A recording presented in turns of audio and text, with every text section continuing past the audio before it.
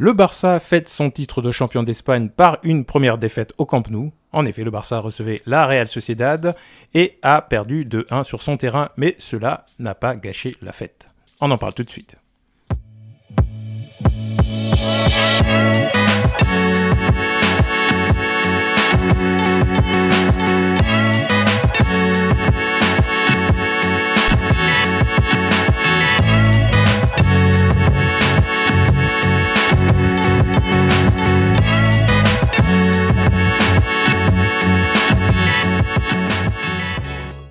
Bonjour à tous, bienvenue sur Barça Today. Aujourd'hui, nous allons faire le débrief de FC Barcelone Real Sociedad pour la 35e journée de Liga. En effet, le Barça recevait donc le club de la Real Sociedad qui est classé 4e.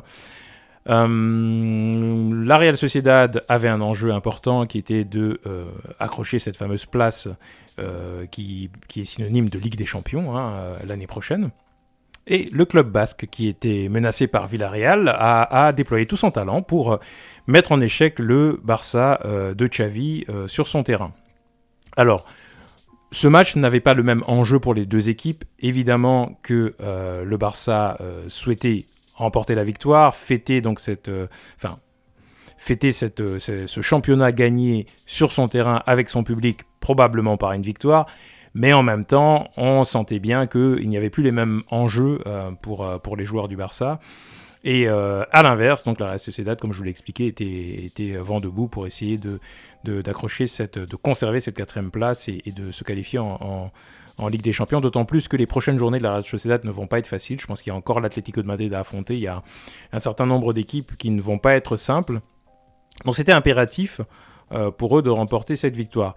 Je croyais moi au départ que Xavi allait essayer d'assurer cette victoire en mettant l'équipe type, à savoir l'équipe qui a jusqu'à maintenant, en tout cas les dernières semaines, réussi le sprint final pour la Ligue, pour la victoire en Liga, avec Rafinha devant notamment, Lewandowski, le milieu à 4, Gavi, Pedri, De Jong, Busquets, et puis les 4 fantastiques qui pour le Barça sont en défense, à savoir Baldé, Christensen, Araujo, Koundé, Ter Stegen dans les buts. Donc c'est vraiment l'équipe type des derniers mois, on va dire, et qui a réussi à tout remporter. Maintenant, Xavi a malgré tout souhaité faire tourner, ce qui veut bien dire que il veut commencer à tester des choses dès maintenant.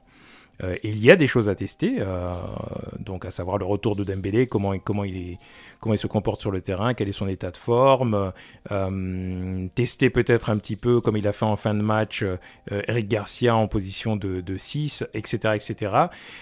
Donc, Xavi m'a surpris un petit peu en mettant un 11 remanié, et or on sait que cette année, les 11 remaniés du Barça ne suffisent pas généralement à remporter des matchs contre des équipes du haut de tableau, et de Ligue des Champions encore moins.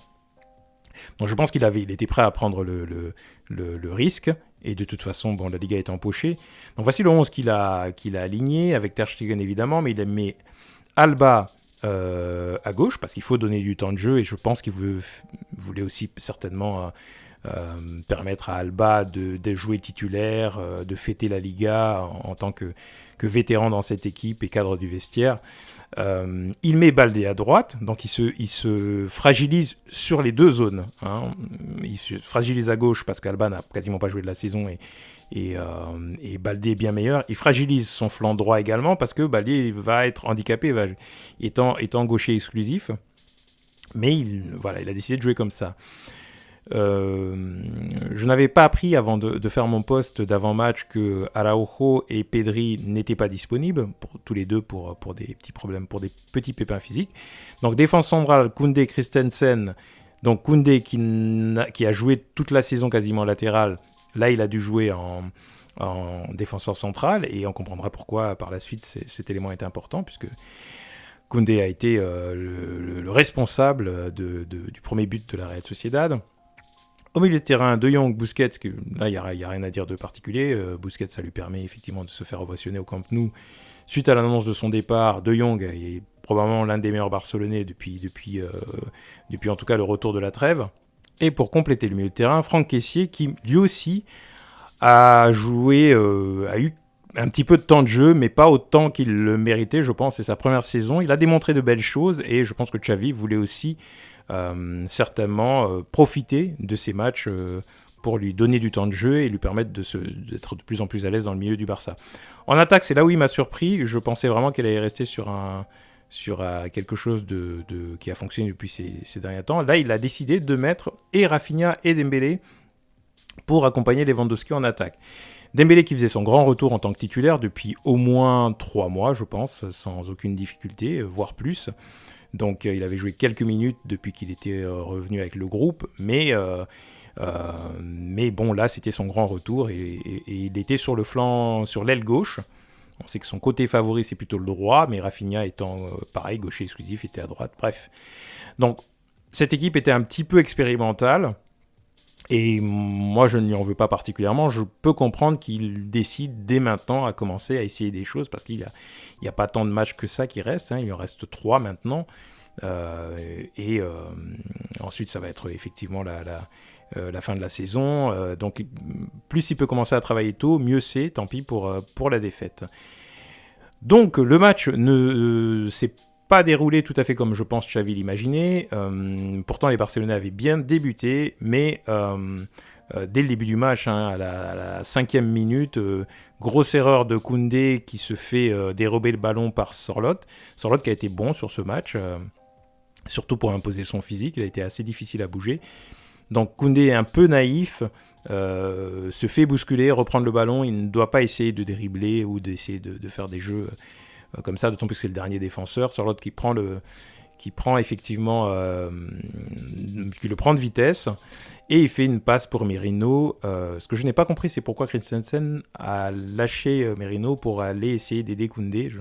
Il aurait dû, à mon avis, faire confiance à Ter Stegen, d'autant plus que Sorloth allait arriver. S'il marquait Merino, Sorloth allait arriver sur son pied gauche dans un angle fermé avec Ter Stegen. Ça peut être un but sans aucun problème, mais il y aurait eu certainement moins de chances que de lâcher Merino et se retrouver avec un attaquant seul face au gardien. Donc voilà, donc but, donc grosse erreur de Koundé. Koundé d'ailleurs qui a été sorti, je ne sais pas s'il a été sorti à la mi-temps ou en deuxième mi-temps, il a été sorti assez vite. J'aurais aimé savoir si c'était parce qu'il avait il y a eu des petits doutes pour lui, pour démarrer ce match. Je sais qu'il ne se sentait pas très très bien, enfin il avait des petits pépins physiques lui aussi. Donc ça peut expliquer aussi le fait qu'il ait été emprunté en ce début de match. Donc Xavi l'a sorti assez vite. Et ensuite, deuxième but, toujours pareil, sur un contre, parce que la Real Sociedad finalement a joué en contre dans ce match. Il n'y a pas de démérite non plus pour la Real Sociedad, qui est une équipe qui joue plutôt bien au foot, qui a des joueurs qui sont réellement très techniques, très bien organisés. Imanol a construit une équipe qui fonctionne bien, ils sont très bien organisés, on sent qu'ils savent exactement le schéma de jeu qu'ils doivent appliquer, et défensivement ils sont très costauds, notamment avec le Normand qui a été un vrai calvaire pour Lewandowski. J'ai cru qu'il allait avoir un rouge à un moment donné, ils se sont un petit peu frités comme ça pendant tout le match. Mais bon, on n'enlève pas le mérite à la Real Sociedad du tout, mais en face, il y avait une équipe qui n'avait pas tout à fait les mêmes enjeux. Donc, second but donc, de Sorloth à la 72e minute, et Lewandowski qui réduit la marque à la 90e sur un centre de Ferran Torres, ce qui a tenu un petit peu la peine des Barcelonais, mais bon. Ça n'a pas empêché le Barça de faire la fête par la suite, puisqu'ils étaient là aussi pour célébrer ce fameux titre. Quand on regarde les stats, on se rend compte effectivement que il y a eu une sorte d'attaque-défense où le Barça a mal géré les temps forts, les temps faibles. Ils ont eu des occasions, ils ont eu pas mal d'occasions, notamment avec un Dembélé qui était très très très remuant. Dembélé a eu vraiment... on sentait qu'il avait des fourmis dans les jambes, il voulait faire quelque chose, on le sentait très très frustré sur ce match, parce qu'il a tenté beaucoup, il a dribblé, il a éliminé, ça nous a fait du bien de revoir un Dembélé en pleine forme, qui nous montre qu'à lui tout seul, il peut réellement casser des lignes, éliminer 2, 3, 4 défenseurs. Il a été un peu brouillon aussi, mais ça, je mets ça sur le fait d'être de retour depuis très longtemps. Il va falloir qu'il se réhabitue, il va falloir qu'il enlève à nouveau du déchet dans son jeu, il va falloir qu'il joue plus simple, etc., etc. Mais il avait surtout très envie, je pense, de se faire plaisir et puis de faire remarquer son grand retour. Donc on lui passera ces petits gris-gris quelquefois inutiles, mais qui sont pourtant divertissants pour les gens qui viennent au Camp Nou.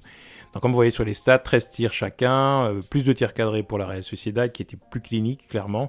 La possession est clairement pour le Barça, mais c'est là le paradoxe de ce match, parce que je les ai trouvés plutôt bien le Barça. Simplement, ils ont fait des erreurs. Voilà, et puis la Real Sociedad a été plus clinique. Mais ils ont dominé quand même le jeu. On n'a pas senti un Barça faiblard, on n'a pas senti un Barça qui manquait d'idées, ils ont juste eu un manque, à mon avis, d'efficacité sur les actions qu'ils ont fait.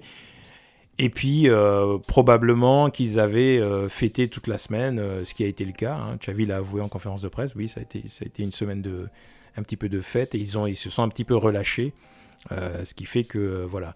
Et l'absence d'Araujo et de Pedri aussi handicape pas mal l'équipe. Même si du côté de la Real Sociedad, David Silva n'était pas là non plus. Ça, c'était un joueur important. Mais je pense que les résultats auraient été différents. Donc possession largement pour le Barça, plus de passes évidemment. Pas mal de fautes de la Real Sociedad. C'est le petit détail que j'aime beaucoup la Real. D'ailleurs, au passage, un très bon ami qui est fan de la Real Sociedad, avec qui je discute souvent, et qui me dit que c'est la meilleure équipe du monde. Je le crois volontiers, et j'aime beaucoup la Real Sociedad. Simplement, j'ai le sentiment que quand ils jouent contre le Barça, il y a toujours ce petit excès d'engagement, ce petit excès de trop d'engagement, trop de fautes, notamment avec le Normand. Même si Jordi Alba aurait peut-être mérité un jaune fluo, un jaune orangé lors de sa faute en début de match, quand il marche sur le tendon de je ne sais plus quel joueur d'ailleurs.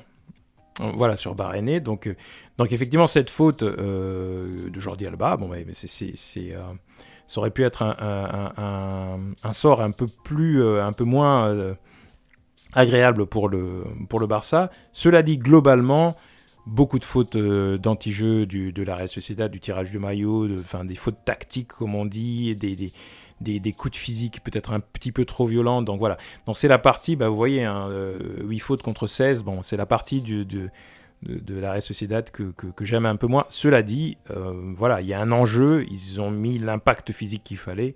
On ne peut pas leur reprocher ça non plus. Donc voilà, donc plutôt un match qui n'était pas désagréable. C'est dommage de fêter le championnat à domicile par une défaite, mais je pense que c'était un risque calculé. Le Barça va, je pense, continuer à faire des tests dans les matchs qui vont suivre, et il ne faut pas s'étonner de voir par exemple Busquets un petit peu moins jouer, notamment à l'extérieur, et voir un Eric Garcia ou un De Jong à sa place. Il ne faudra pas s'étonner de voir Pablo Torre jouer un peu plus. Pablo Torre qui est rentré en fin de match et qui a été sur 3-4 touches de balle vraiment très bon. Je regrette de ne pas le voir jouer souvent, et je pense qu'il va rentrer un peu plus en jeu. Ce qui veut dire que le record déjà de points ne sera pas battu comme on le pensait juste après avoir gagné le titre. Déjà le record d'invincibilité au Camp Nou, là forcément il tombe, même si c'est après 35 journées, c'est quand même pas mal. Mais j'avais oublié effectivement que le Barça était invaincu au Camp Nou quand même depuis le début de saison, c'est pas rien. Donc voilà, donc il faudra voir un petit peu comment se passent les prochains matchs contre Valladolid, contre Majorque, etc. Je pense qu'il va y avoir pas mal d'expérimentation et probablement quelques points de perdus aussi, mais je préfère que Xavi se mette à travailler très tôt, très vite, et qu'il essaie de préparer la saison prochaine et mettre des joueurs peut-être à leur vrai poste, et leur permettre de revenir un petit peu tester des choses, plutôt que d'essayer à tout prix de gagner tous les matchs. C'est vrai que c'est bien, ça fait du bien à l'équipe et au club, mais en même temps, voilà, on aura moins de temps de préparation, et notamment le départ de Busquets, je pense que ça doit être quelque chose qui doit vraiment être réellement anticipé. J'espère qu'ils l'ont fait, et si la solution est en interne au Barça, il faut peut-être commencer à le faire dès maintenant. Donc Barça 1, Real Sociedad 2, défaite, mais c'est la fête quand même. Les Barcelonais ont présenté la Liga, la Coupe, le public était là. Il y a eu des discours, il y a eu, je pense, pas mal de satisfaction pour cette Liga gagnée avec quand même pas mal de points d'écart. Et ça, c'est une bonne chose. Donc, n'hésitez pas à liker la vidéo, j'attends vos commentaires, notamment si vous êtes fan de la Real Sociedad, n'hésitez pas à faire vos commentaires aussi. Likez la vidéo, abonnez-vous si vous ne l'êtes pas encore, on se retrouve très bientôt sur Barça Toute Vie.